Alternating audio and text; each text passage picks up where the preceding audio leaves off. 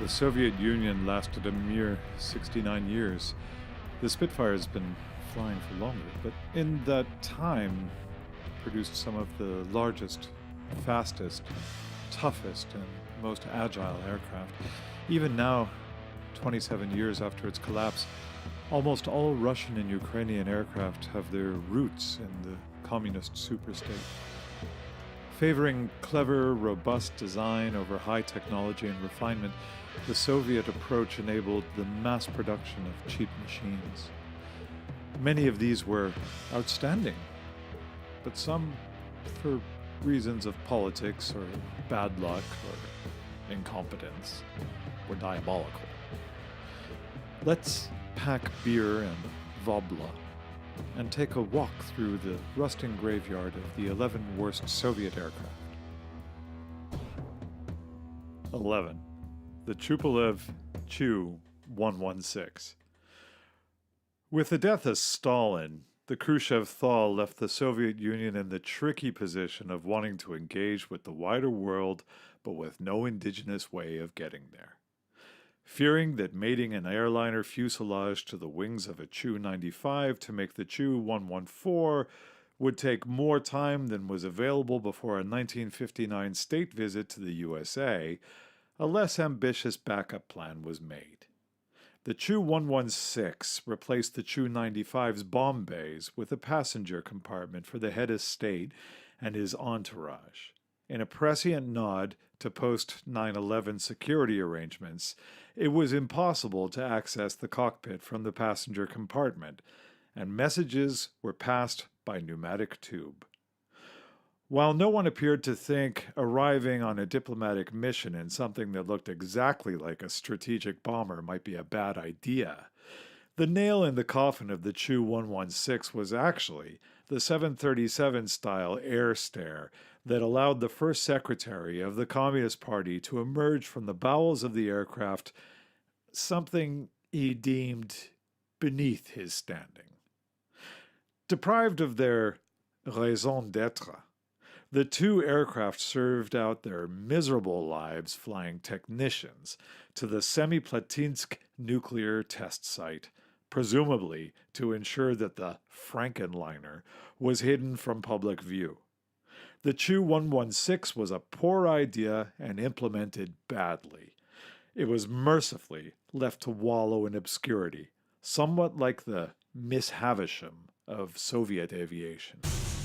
10. The Tupolev Tu-22. Blind John the Man-Eater.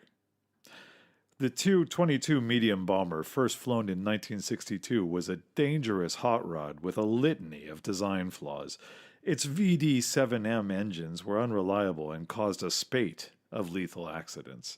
The aircraft was already hard to handle. According to one pilot, 2 flights with no autopilot drained all strength. Tu-22 pilots had to be physically strong and keep both hands on the control yoke at all times.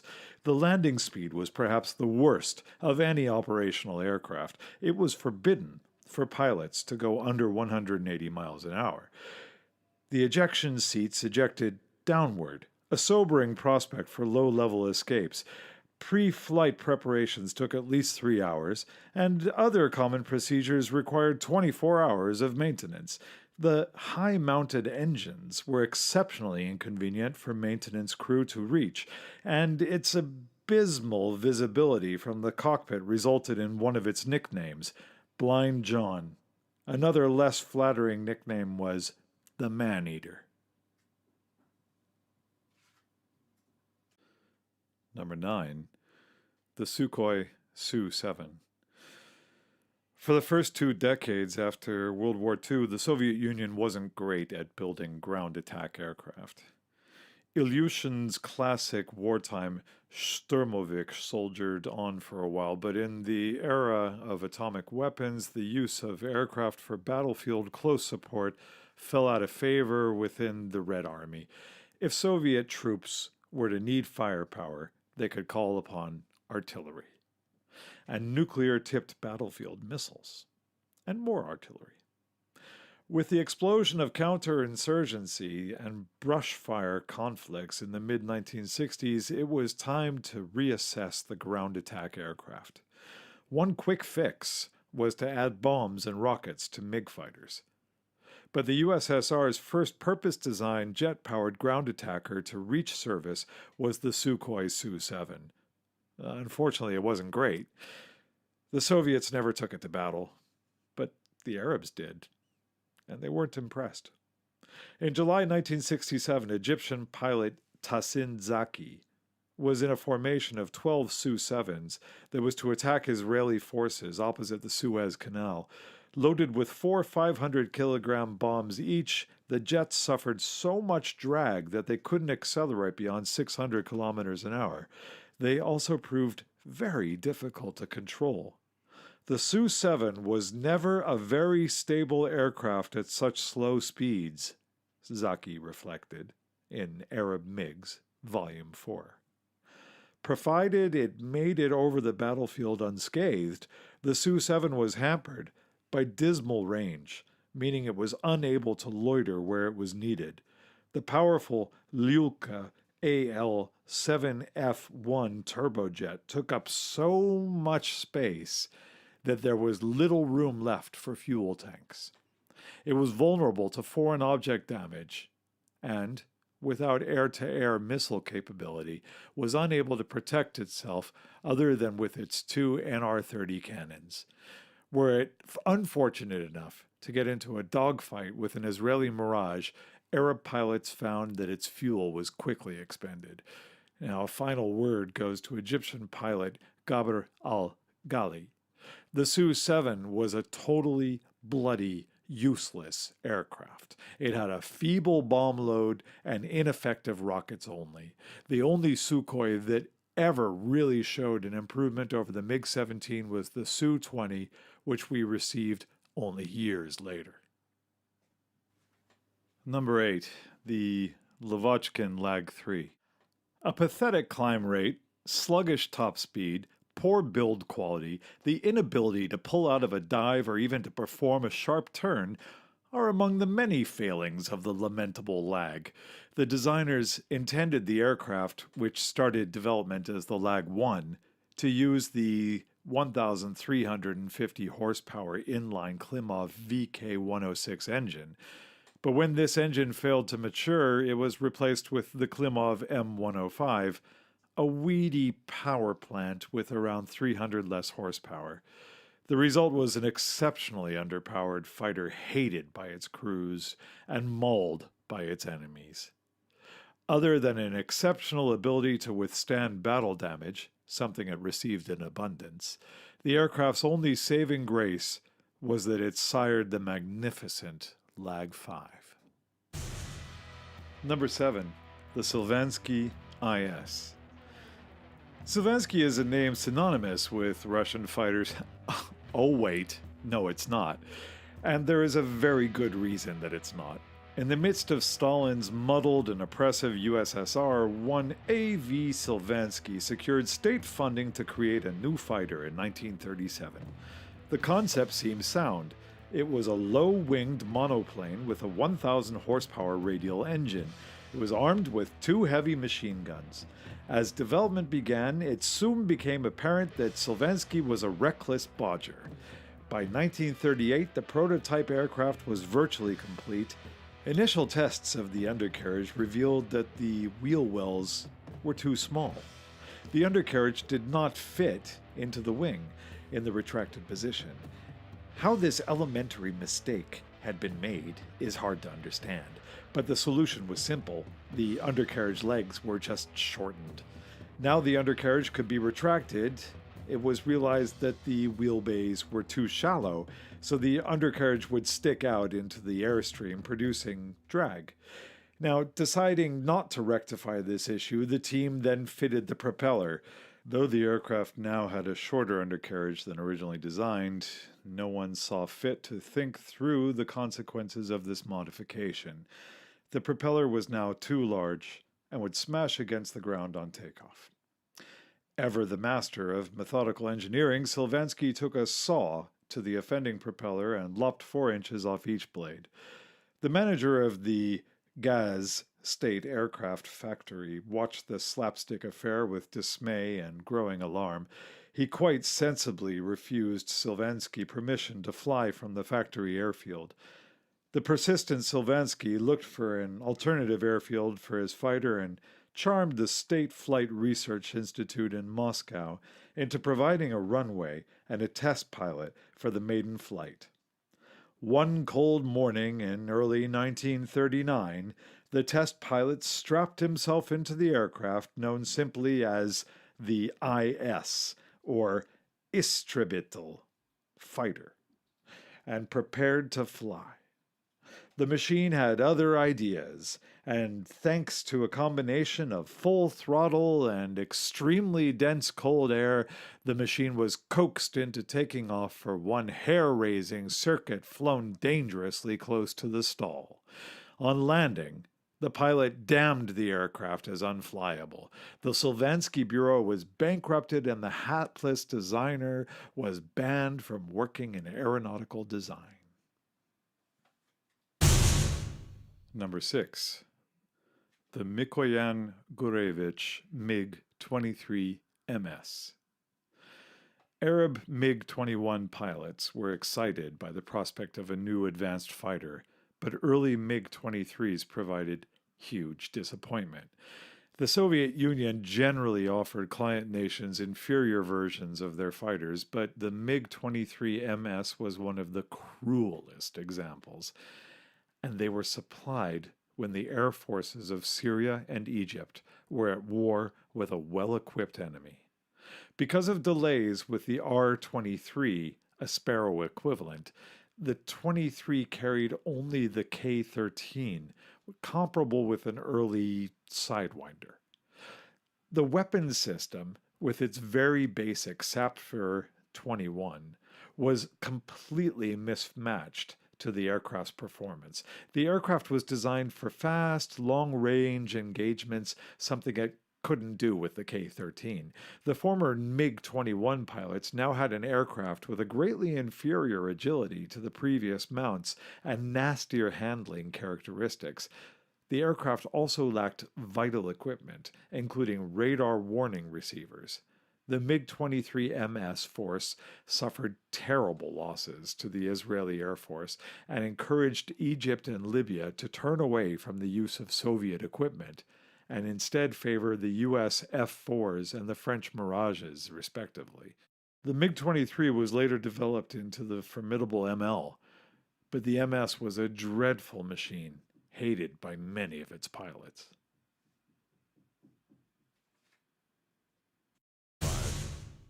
The Antonov AN-10, Bulgakov's magic cat flap. The AN-10 was terrible. It's almost as if the Ministry of Aircraft Production gave the brief to Antonov to make flying more unpleasant and dangerous. If this was the brief, then Antonov succeeded with aplomb, and this aircraft shouldn't have made this list. Initial test flights revealed stability issues leading to ungainly ventral fins, but even these didn't fix the problem. And further stabilizing devices, quasi-winglets, were added to the horizontal tails, which was great, apart from making the aircraft wickedly uncomfortable. It shook like a paint mixer, perhaps even worse. Then there was the insufficient amount of windows causing nausea in those prone to air sickness. There was also a lack of a real baggage hold. The low floor took up this space. An almost criminal deficiency for any aircraft, let alone one based in the USSR, was the faulty anti-icing system. 2 aircraft were lost in its first winter, resulting in the deaths of 72 people. A paltry 104 AN-10s were produced, but of these, at least 12 were lost, most with fatalities. The straw that broke the camel's back? After a mere 13 years in service, the metal fatigue made the wings fall off. It wasn't all bad. At least you could ride to your likely doom in a large, comfortable seat. Number 4. The Tupolev Tu-144. Its chief designer, its passengers, and its launch customer were all less than enamored with the Tupolev Tu-144, the Soviet Konkordsky, for many valid reasons. On the last day of 1968, the Tu-144 became the first supersonic airliner to fly. It was 2 months ahead of Concorde's maiden flight, but in the rush to achieve this symbolic victory, Tupolev had made a dog. The first flight was misleading. The production machine was virtually a complete redesign, most notably in the critical relationship between the wing and the engine. Its design was aided by a huge national effort. Even its chief designer, Alexei Tupolev, thought it was given too great a priority. Almost all state funding for civil aviation went into the Tu-144 at the detriment of more conservative and more useful designs, such as the Il-86, as well as huge centralized effort. Darker methods were used to collect useful data. Sergei Pavlov, a senior Aeroflot representative in France, was banished by a personal dictate from the French President de Gaulle in 1965. Pavlov had made a concerted effort to extract information from the program and had employed 2 French communists to spy at Toulouse. At the 1973 Paris Air Show, the 2 rival airliners were competing for foreign orders, and the second prototype was to be displayed. Its pilot, Mikhail Koslov, had boasted that he would give a better display than Concorde. "Just wait until you see us fly, then you'll see something." His words proved tragically prescient. The aircraft disintegrated in the air, killing Koslov and his crew. Following this, the launch customer Aeroflot decided not to put the aircraft on international passenger routes. When Tu-144 entered service in December 1975, it was assigned the less than glamorous task of transporting cargo. In late 1977, politicians decided that the Tu-144 should begin passenger services, against the advice of Aeroflot and safety inspectors. Despite it being 7 years from its first flight, the aircraft was still unreliable. It was only able to perform one of its first 6 scheduled passenger flights. In 180 flight hours, the first 16 Tu-144s suffered more than 226 failures of various kinds, many of them significant. Passengers were shocked by the cabin noise, with one declassified CIA report saying the cacophony of rushing air, engine noise, and air conditioners meant conversations in the rear of the aircraft had to be shouted. The terrible Kuznetsov NK-144 turbofans were replaced by Kolesov RD-3651s to produce the marginally improved Tu-144D. Whereas the cabin noise was unbearable, cabin depressurization was potentially lethal. There was also faulty de-icing equipment for the air intakes, poor fireproof paint, substandard navigation equipment, and a panoply of other failings. In 1977, Tupolev took the unprecedented step of asking the West for technical assistance. Hardly a propaganda coup. The British government declined these requests. Handing technology to the designer of your enemy's nuclear bombers was too much to ask, even for the nation that had already given the USSR a great step up by giving him the world's best jet engines. It can hardly inspire confidence among passengers when no aircraft is allowed to take off without an inspection by its chief designer. Yet, that was the extraordinary situation for this terrible machine. In May 1978, another Tu-144 crashed. This was too much for Aeroflot, and passenger flights were cancelled. In a twist nobody would have predicted in the 1960s, the Tu-144 ended its life as supersonic flying laboratory for NASA. Number 3. the Yakovlev Yak 38. Were it not for two factors, the Yakovlev Yak 38 Forger would probably be regarded as a success. Putting a vertical takeoff and landing fighter into operational service was no mean feat. Of the profusion of concepts and designs that plastered drawing boards in the US, France, West Germany, and in every other aircraft producing nation in the 1960s, the vast majority never reached even prototype stage, and only two types entered service. So, on that basis, the Yak 38 did well.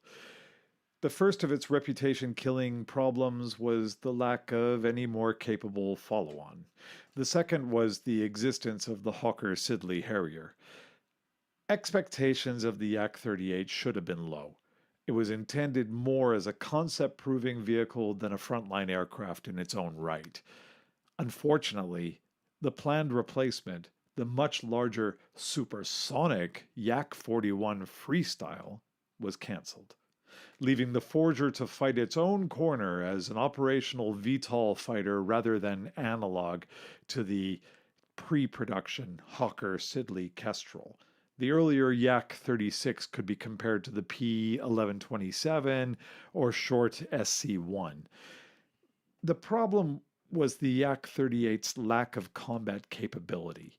Yes, it could take off and land vertically, and transition between vertical to horizontal flight, a significant achievement. Unfortunately, its payload was derisory and its range was pathetic. Its air-to-air capability was virtually non-existent. One reason was the Forger's VTOL concept. While the Harrier had a single engine and could use all of its thrust for horizontal or vertical flight, the Yak 38 had to lug two lift engines, dead weight at all other times than in vertical flight. In hot and high conditions, such as the combat evaluation it endured in Afghanistan, the Forger could carry less than 500 pounds of munitions. As a proof of concept vehicle, the Yak 38 only managed to prove that VTOL combat aircraft were impractical. If only the Harrier had not disproved the point over the Falklands, Bosnia, Kosovo, and Afghanistan. Number 2. Sukhoi Su-2, a Soviet battle. The rather unassuming Su-2 is historically significant in being the first creation of Pavel Sukhoi. The Su-2, both by design and unfortunate circumstance, did not anticipate any of this greatness. Designed at a time when metal was a strategically limited resource, the Su-2 was one of the last frontline aircraft that are not all metal construction prior to today's composite age. Other examples of mixed construction being the famously excellent Mosquito and the spectacularly atrocious Lag 3 series. Armed with meager 4 mixed 7.62 light machine guns and a notoriously unwieldy turret, armed with a single schkaz, the unfortunate Su-2 was thrown into the meat grinder of Operation Barbarossa, where, to the surprise of no one, it racked up tremendous losses. While faster than its much more famous replacement, the Il-2, it had much lower survivability, armament, and payload. Not that the marginal difference in speed would make such difference when being chased down by the far faster Bf-109F. The toughness of the Ilyushin competitor, as well as its enormous production figures, explains why the name Il-2 still resonates to this day while the Su-2 draws a blank. The first of the Sukhois was little more than a footnote in aviation history, and much like other designs of the era, it went from design to obsolescence in the space of 3 years. Number 1, the Kalinin K-7. Now this is what you get if you cross a Spitfire with Frank Lloyd Wright's Falling Waterhouse, emphasis on the falling. Then enlarge the resulting mutant to the size of Stalin's ego. The 1930s USSR was in love with big things. Their big locomotives hauled big trains over massive distances. Their enormous factories churned out terrific amounts of Fordson tractors, and in the air, the Kalinin K7 was to display the triumph of the dictatorship of the proletariat to a disbelieving world. Their other big airplane, the Tupolev Ant-20, was impractically large, but wasn't a bad aircraft considering. The Kalinin K7, on the other hand, was ridiculous. Konstantin Kalinin had already produced the USSR's most successful airliner to date, and he had some interest in flying wing development. The K7 was, more or less, a 7-engine flying wing with a fuselage pod and a couple of tail booms, and no one seemed entirely sure whether it was an enormous bomber or a massive airliner. Nonetheless, the mighty K7 could fly, but its first brief flight revealed terrible instability and appalling vibration. Applying stereotypical Soviet engineering principles, 2 massive slabs of steel were welded to the tail booms to keep them rigid. Unfortunately, its structure was resonating with the engine frequency, and the strengthening had no effect. On its 8th flight, the K7 shook its right tail boom off at 350 feet, killing 14 on board and 1 on the ground.